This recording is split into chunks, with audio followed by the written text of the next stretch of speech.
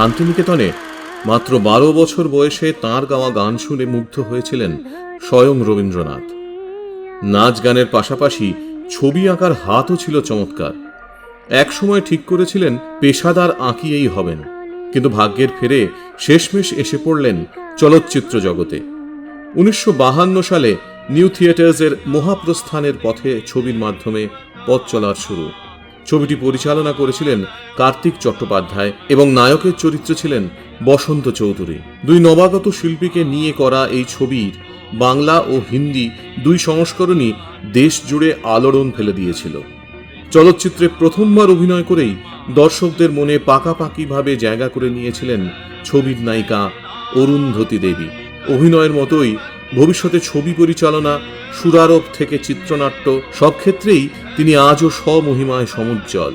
অরুন্ধতী দেবীর জন্ম 1924 সালের 29 এপ্রিল অবিভক্ত বাংলার ঢাকায়।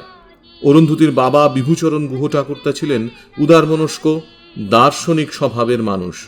ছোটবেলা থেকেই এই মুক্ত সাংগীতিক পরিবেশে তার বড় হয়ে ওঠা। মাত্র 6 বছর বয়সে ডাকঘর নাটকে গ্রাম ছাড়া ওই রাঙামাটির পথ গানটি গেয়ে সকলের থেকে প্রভূত প্রশংসা পান ছোট্ট অরুন্ধতী, সঙ্গে পান মেডেলও। প্রবল উৎসাহে ঢাকায় থাকতেই গান শেখা শুরু করেন। কলকাতায় এসে কিছুদিন হিমাংশু দত্তের কাছে তালিম নেওয়ার পর তার পিসি ও পিসেমশাই তাকে নিয়ে যান শান্তিনিকেতনে। শৈলজারঞ্জন মজুমদারের সান্নিধ্যে সেখানে নতুন করে শুরু হয় গান শেখা। কয়েক বছরের মধ্যেই প্রায় 600 গান তুলে ফেলেছিলেন অরুন্ধতী। পাশাপাশি গুরু ব্রজবাসী ও বালকৃষ্ণ মেননের কাছে চলেছিল নাচের তালিমও। বিশ্বভারতীর পরীক্ষায় প্রথম হয়েছিলেন অরুন্ধতী, আর দ্বিতীয় স্থান পেয়েছিলেন কণিকা বন্দ্যোপাধ্যায়। 1940 সাল নাগাদ অল ইন্ডিয়া রেডিও থেকে রবীন্দ্রসঙ্গীত গাওয়ার আমন্ত্রণ পান তিনি। কণিকা বন্দ্যোপাধ্যায়, সুচিত্রা মিত্র, হেমন্ত মুখোপাধ্যায়ের মতো শিল্পীদের সঙ্গে শুরু হয় তার রেডিওয়ে গান গাওয়া। অনশন ভঙ্গ উপলক্ষে মহাত্মা গান্ধীকেও গান শোনানোর সৌভাগ্য হয়েছিল অরুন্ধতীর। 5 দশকে চিত্রনাট্যকার বিনয় চট্টোপাধ্যায়ের উদ্যোগে নিউ থিয়েটার্সের মহাপ্রস্থানের পথে এবং যাত্রিক ছবি দুটিতে অভিনয়ের সুযোগ পান তিনি। 2 বছর পর 1954 সালে মুক্তি পায় দ্বিতীয় ছবি নদ ও নদী, এবং ওই বছরের শেষে মুক্তি পায় বকুল। এই বকুল ছবিতে অরুন্ধতী দেবীর বিপরীতে অভিনয় করেছিলেন উত্তম কুমার। ছবিতে অরুন্ধতীর অভিনয় আর ক্যারিশমায় চাপা পড়ে গিয়েছিলেন স্বয়ং মহানায়কও।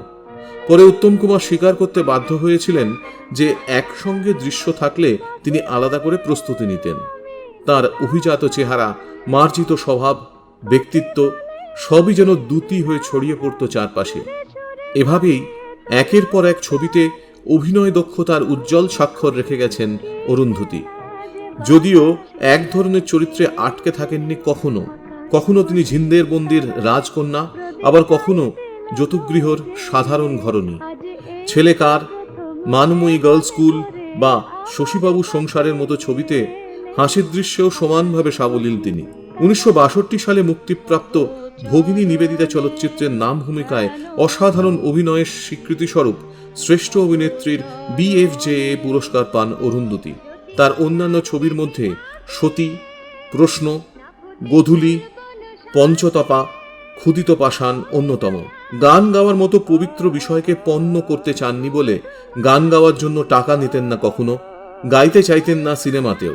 তবুও সুরের আগুন এবং হারমোনিয়াম এই দুটি ছবিতে গান গেয়েছিলেন তিনি। শুধু গান বা অভিনয় নয়, তিনি বেশ কয়েকটি ছবির পরিচালনাও করেন।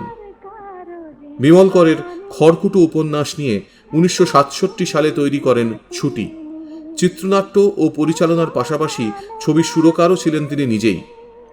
সে বছরের সেরা ছবির পুরস্কার পায় সেটি। নিজের ছবি ছাড়াও অন্যান্য কিছু ছবিতে সুরারোপ করেছিলেন তিনি। পরবর্তীকালে মেঘ ও রৌদ্র, প্রদীপিসির বর্মী বাক্স, দীপার প্রেম ও গোকুল নামে আরও 4টি ছবিতে পরিচালকের ভূমিকা পালন করেন। যে গল্পগুলি তিনি ছবির জন্য বেছে নিয়েছিলেন, সময়ের নিরিখে তা ছিল অনেকটাই এগিয়ে।